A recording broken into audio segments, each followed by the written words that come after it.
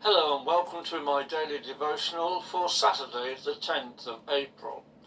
We read from Hebrews chapter 7 and verse 11. If perfection was brought through the Levitical priesthood, which is how the people received the law, why was there a need for another priest to arise in the order of Melchizedek instead of through the order named after Aaron?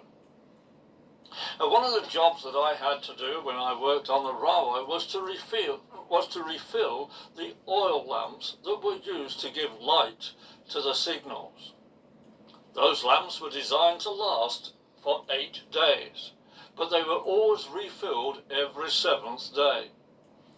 If the lamps were not filled, they would run out of oil, and the light would go out, and the signals would not be seen during the hours of darkness. This would have been dangerous.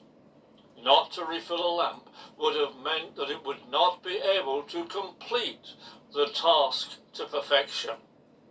The law that God gave to Moses and that was administered by the Levites was perfect, but it was administered by imperfect human beings. Also, it was not obeyed perfectly. The consequences of this meant that the perfection of God was not brought to mankind by the law. The deficiency was not in God's law, but in those who did not obey the law or carry out the sacrifices that the law required. The disobedience of the people removed them from the light of God. No one can ever achieve perfection because we find it impossible to obey God's law.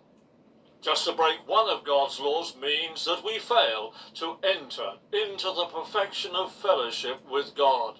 We put up a barrier between God and ourselves. This is a barrier that God has removed through the sacrifice of Jesus on the cross. Let us be thankful to God for Jesus fulfilling the whole law.